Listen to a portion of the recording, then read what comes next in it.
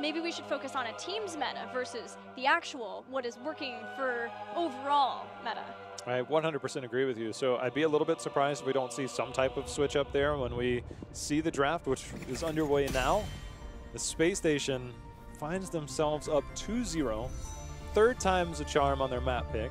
So far, they took them to Towers, and now they're taking them to Infernal, arguably the best battleground for Team Freedom. You know, and Freedom's had, for the most part, at least in the last game, a lot of what they would want. They have Nasmus's Malthael both games. They had a Greymane in game 1 and Hanzo game 2. They tried to iterate on from what worked for Space Station in game 1 to take away the Uther. What is happening here? The ultimate mind games. The ultimate mind games. It's gotta be Diablo. It's gotta be. So that Equinox can stay super aggro. Alex, Tychus. It's about damn time. Well, just the sheer amount of call out from Space Station this series. It's like, you just make a face and you just say, what? I did. We got Alex. Tomster's played Alex Straza on Infernal Shrines before. Tychus, good solid shrine control hero. You've got the Odin, you've got the Siege that you can get from that, the anti-Siege. Freedom get their Tyrael again. It's very clear that they feel that Tyrael is even stronger than the Lutano pick of choice. And now they have the Lutano pick of choice. There's Greymane up still, there's Hanzo, Genji. Well, it's two out of 3. So Greymane, Genji, obviously, you know, very stellar. They get on the back line. They can really go through. Alex Straza, of course, one of those heroes that requires you to be in the general area, but with the Dragon Queen and the Cleansing Flame can really help control that area if you dive in. However, you've got Tyrael there. You see the Uther hover on the side of Space Station, which would complement either one of those heroes or all 3 of the heroes going in. So taking that off the table. Aha, okay. Freedom, I'm picking up what you're putting down. They punish Space Station slightly for having that warrior ban off of the Anoobs and the ETC2 Diablo ban. Arthas. What do you feel about some Jaina? Space Station have played it there before. What do you think? I would like it. I think for now, if you can control that front line, go another warrior on the front line, maybe round it out with the Haka on the back end. Instead, they're sticking with the Gul'dan, which, of course, with Shrines, one of the better heroes, especially Shrine Control and for dealing damage and chokes. However, going against a Greymane Genji Tyrael is a bit more problematic, especially if Sanctification goes down before you get your Horrify down, then you're in trouble. Yeah, we'll be watching for that counterplay between Jay Shrita and Zugrug. Might not be Zugrug, but the Tyrael player, whoever it is. Zugrug or Nasmus this game, considering the Greymane Genji, Yoda, and Lutano. We're looking at support for Team Freedom for Collusion. Is Uther still? No, Uther's banned. He disappears in drafts, trust me. What do you think they... Kerosene, just full dive, but then I think that leaves you in a world of trouble. When it comes to Gul'dan, maybe a Lucio? That's what I was thinking too. Abathur and Lucio. Comes down to Equinox. Equinox or Jason. Do you want a Dahaka or do you want a potential Ragnaros here just for ultimate control? The Tempo Storm style of Infernal Shrines. Then you have a bullseye of Sanctification goes down. Jojo. Wow. Okay, so Arthas will likely be Jason then. Yes. And it is his, one of his better heroes for sure, although, again, we saw a really nice Tahaka be played by him, but 100% kill participation across his 2 games for Arthas, less than 1 death per game, and 2 kills per game. So he feels really confident on the Arthas. We saw him very early on doing good work for Space Station on the Arthas. The Johanna pickup, good for the Shrine. Gul'dan, Johanna, good for the Shrine. Arthas, great for the Shrine. Straza, Tychus, all great for the Shrine. Doesn't have the same type of heavy engagement that we've seen with the Anubarak, so if they can play a little bit safer style, I think they definitely have control when it comes to the Shrine. Abathur can side soak a lot. Team Freedom's approach to this, obviously very different than what we've seen in most of their other games. So it's a very different draft than I think we expected from SpaceStation, but a very strong draft and a very different draft than I think what we thought from Team Freedom. Yeah, it's a well-rounded and great draft for the game. It's just whether SpaceStation can go beyond the means of what we've seen, which is the dive, the control of the cocoons, and the Anubarak. Let's see though, SpaceStation, if they can do it, if they can run this composition and run it well versus Team Freedom, they could achieve a 3-0 win over Team Freedom. And I think that that would do a lot to shake up our NA standings. Just a little bit, just a little bit. SpaceStation obviously looking to close it out. I mean, coming into today, all expectations are out the window. Collusion is off dancing against the wall over there, just hanging out, checking out the scenery. That's what I do when I start the game. There's a lot of scenery here on Infernal Shrines. Is it considered scenery? It's considered something to look at. So in that respect, yes. There's just a lot of demons off the side of the map. Just don't look them in the eye. Is that how it works? I hear you turn into stone.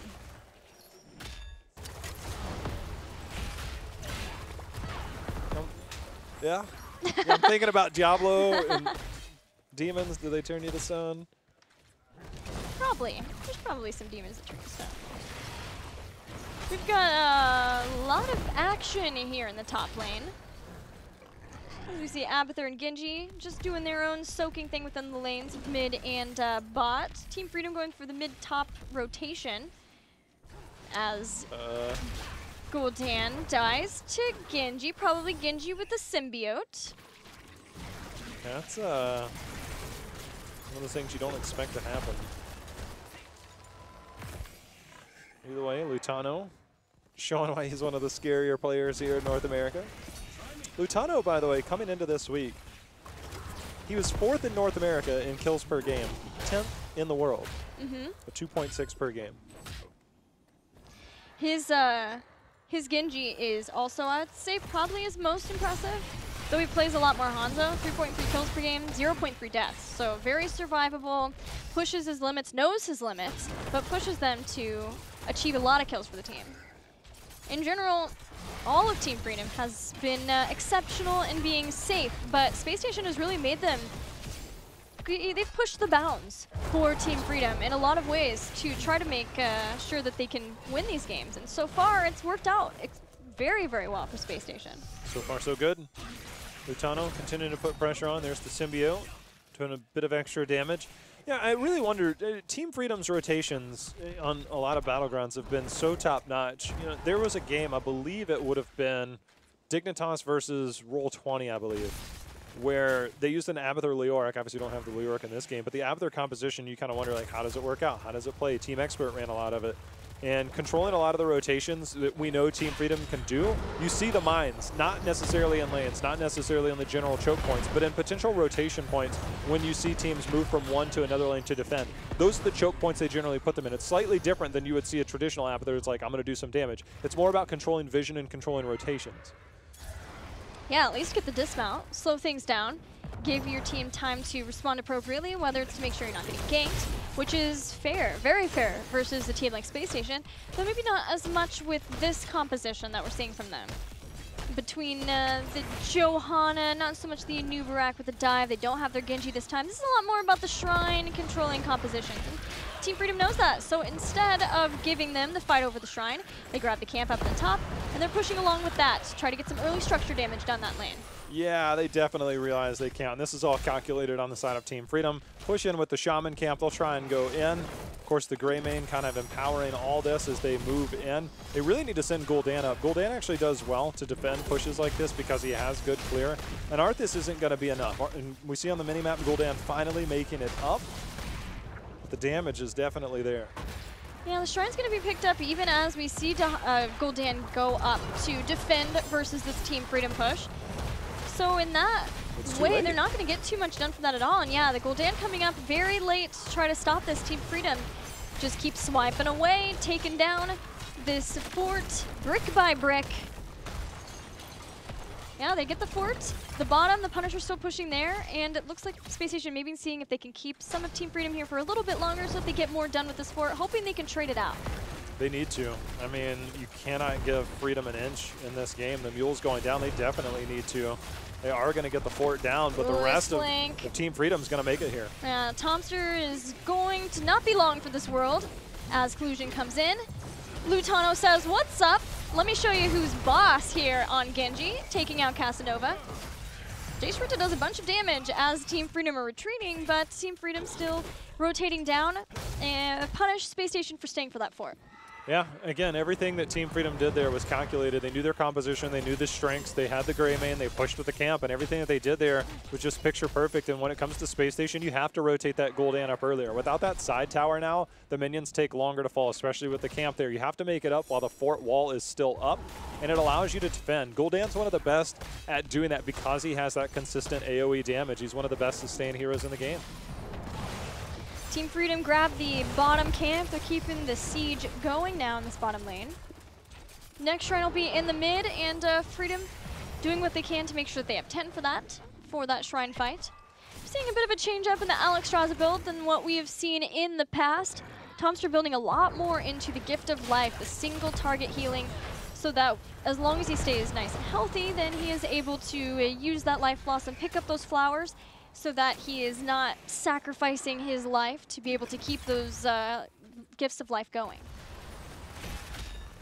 SpaceStation's done a pretty decent job staying in experience-wise, despite 3 kills, 3 deaths. Genji on the mini-map is just kind of chilling. Like, he's just straight up like, look, you guys get a fight, I'm already behind enemy lines. Let's do it. He sees SpaceStation rather far up for not having a fort here. Dodging the boop with the unstoppable Iron Skin. Yeah. Nicely done. Team Freedom went in for the collapse with their heroic abilities there. SpaceStation stays safe through that. Arthur's going to try and get the dismount. They have to get the dismount. Gul'dan obviously stand and get in as much push as he possibly can in the bot lane.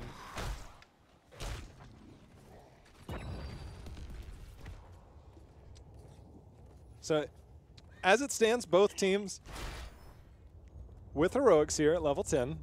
Camp going to be picked up here by SpaceStation.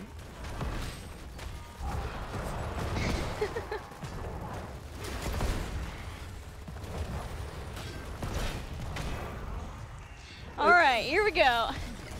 Shrine activating in the mid, as there's a camp in the mid too for Freedom. That's going to push that out a little bit better. But the Shamans are just going to equalize out unless anyone sends someone up to assist those and clear out the other ones. But importantly for SpaceStation, they get on the point fast. And they've built up 16 skeletal defenders already. They still have the Dragon Queen. They still have Odin, which is going to be used. Oh, double Genji though, flanking on the backside. Tomster barely gets into the Dragon Queen, instantly has to go into the Cleansing Flame. They get down with the clone, and they barely survive that. And that's going to be what really pushes things over the edge here for Team Freedom, if they can get that. Not able to get that kill, as you saw, Johanna and Arthas very far forward, but the flanking position of Team Freedom will be the key point of these fights. Did not work out this time. They'll have to try again later as they're going to give up another Punisher here. Yeah, that was huge that Tomster stayed alive, and SpaceStation were willing to use a lot just to keep him alive because they realized how important that was.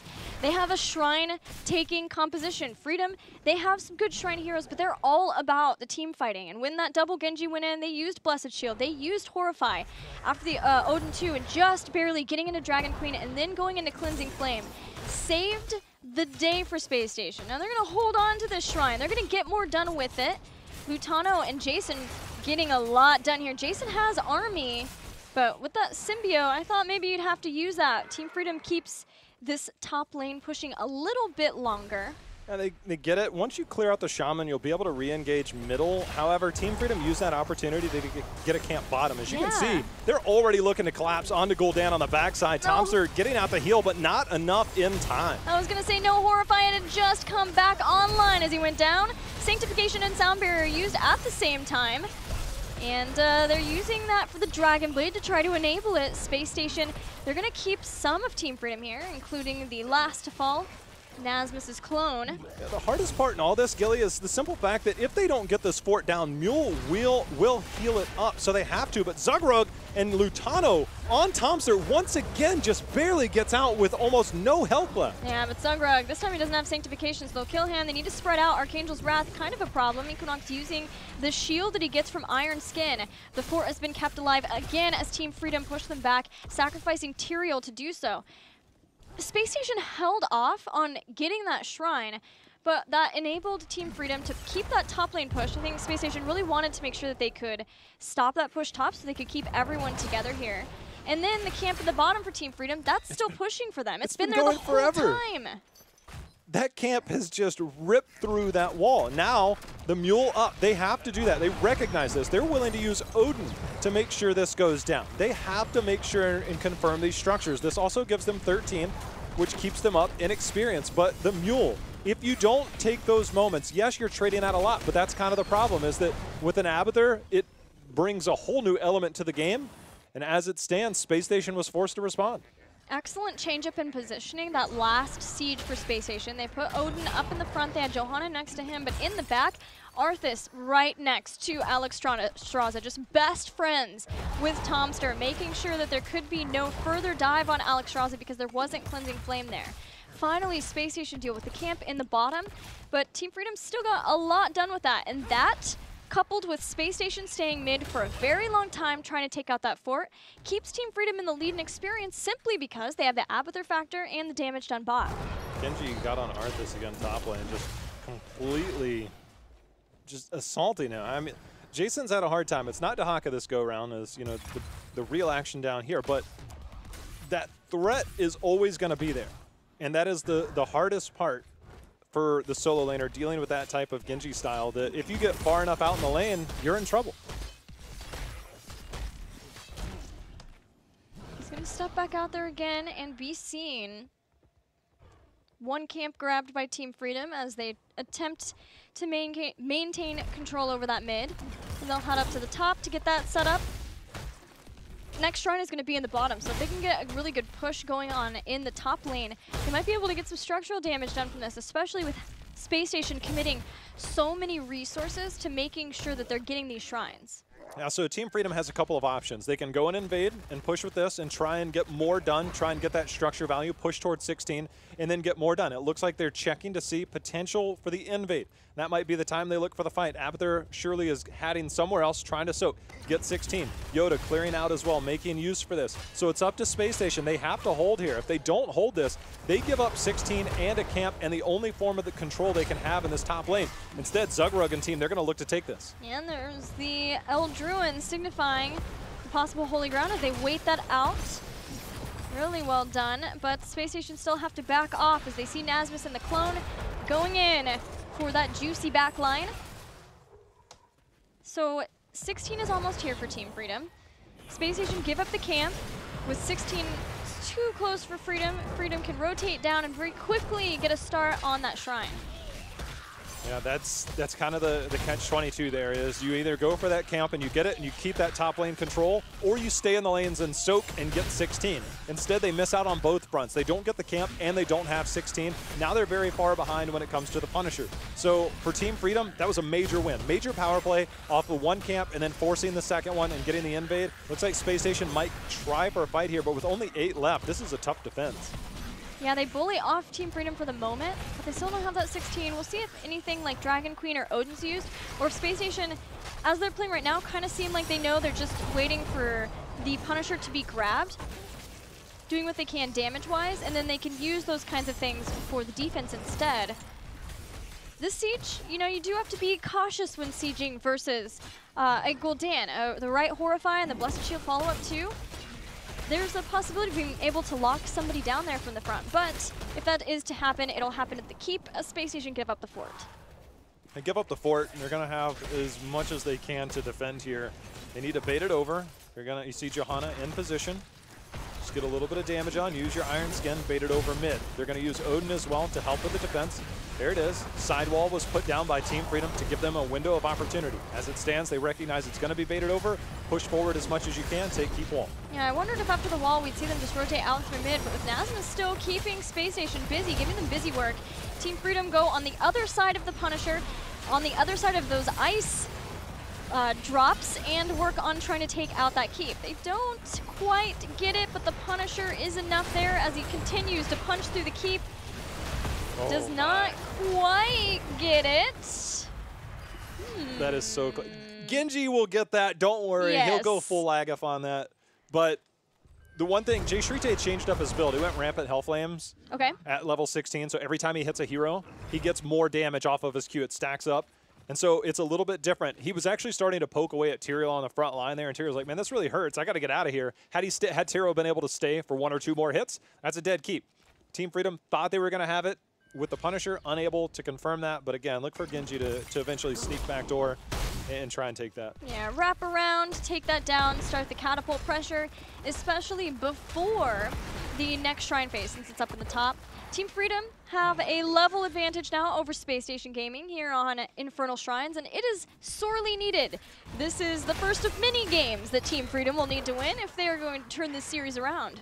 The reverse sweep is got to start now. You don't have any other chances, of course, but as it stands, Team Freedom, they're continuing to try and be aggressive. They see Alexstrasza and Gul'dan on the mini-map, clearing out the minions, so they're going to go look, see if they can catch somebody pathing incorrectly. SpaceStation playing it safe, pathing behind everything.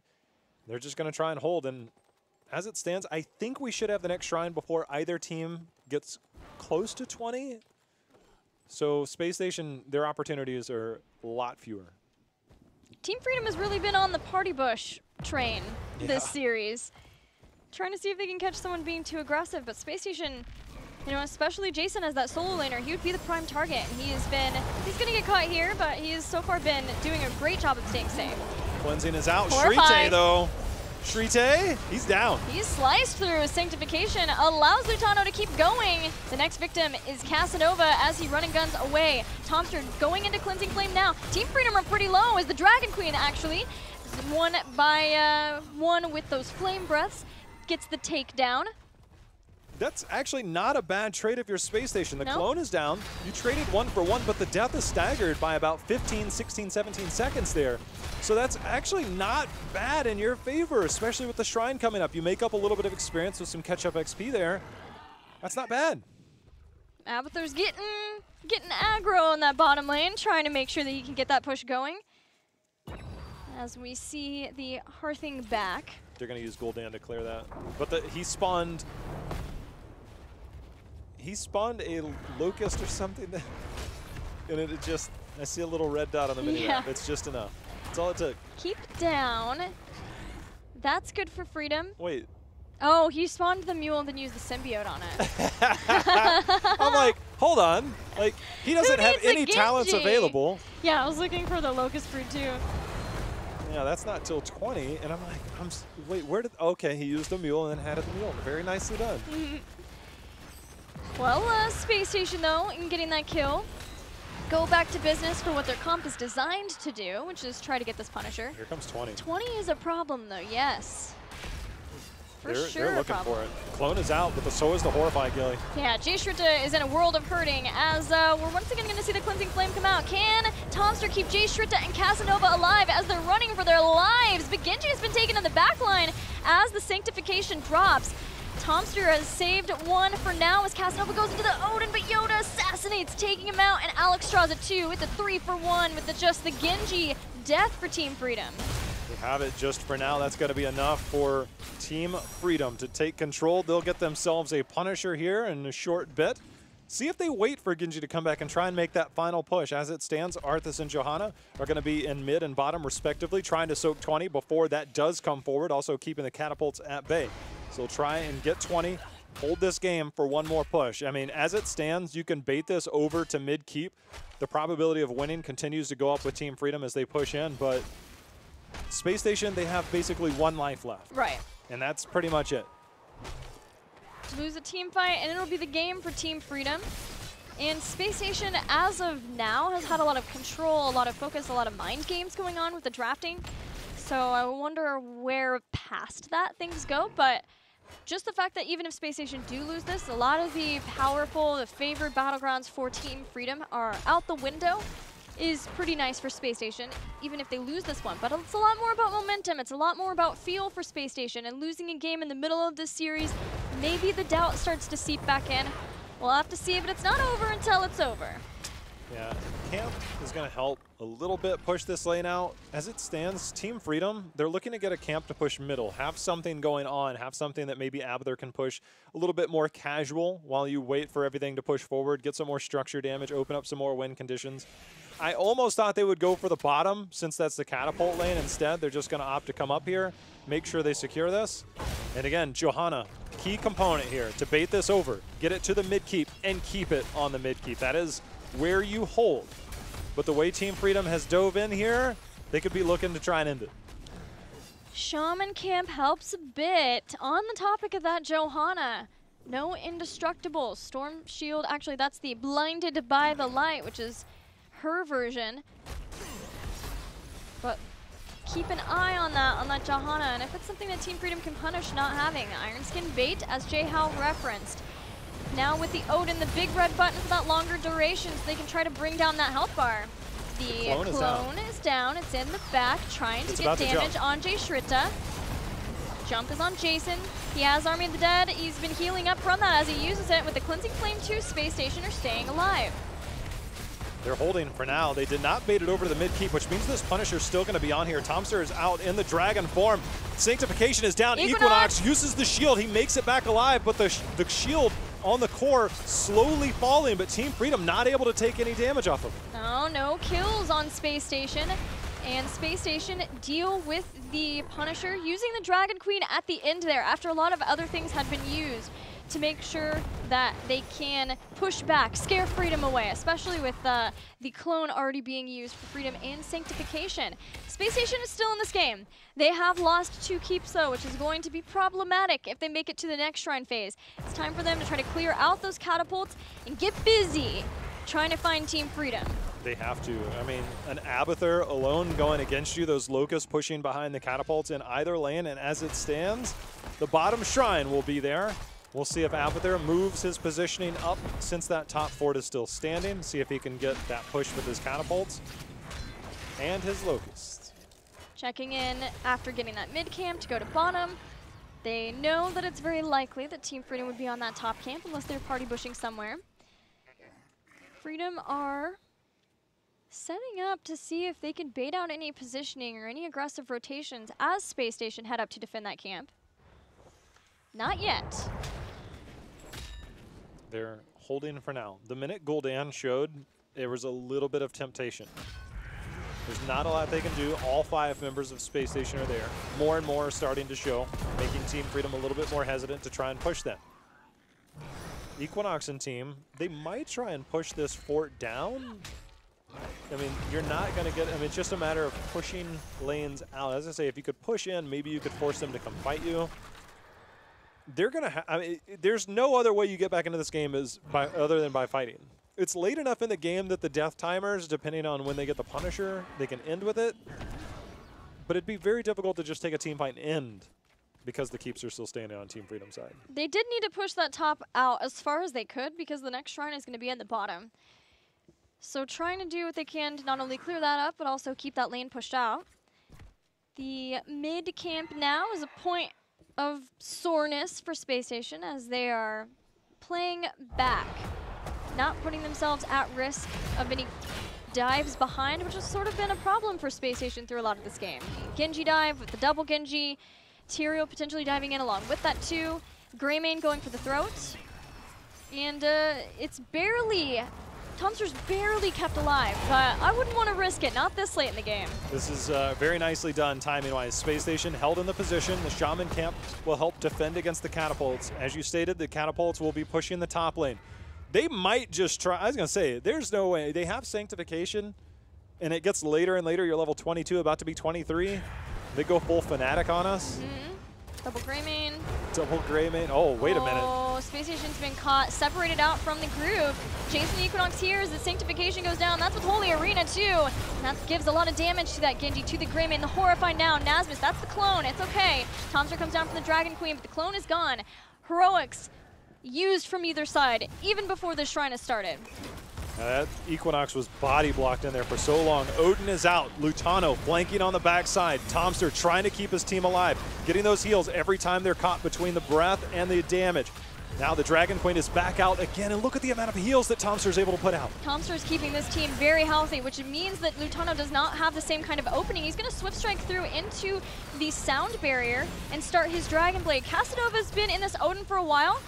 Should have that down in just a little bit. SpaceStation are keeping a hold of the Shrine of the Skeletal Defenders, but it's not quite over yet.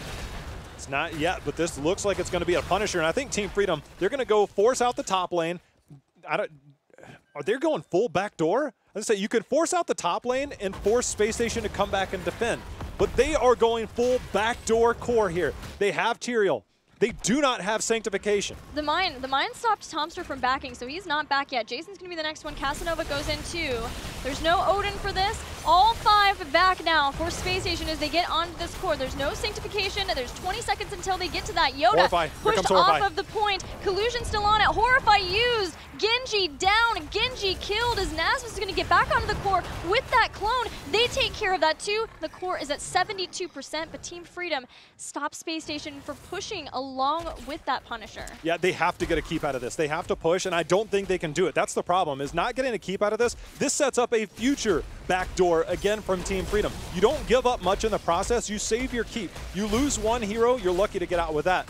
But I think right now they have Odin. Again, you need to siege up on this. There's not a lot that can really save you. You have to trade out keeps here to stay in this game. Yeah, the mule's going to go down. They drop the corruption and take it out very quickly.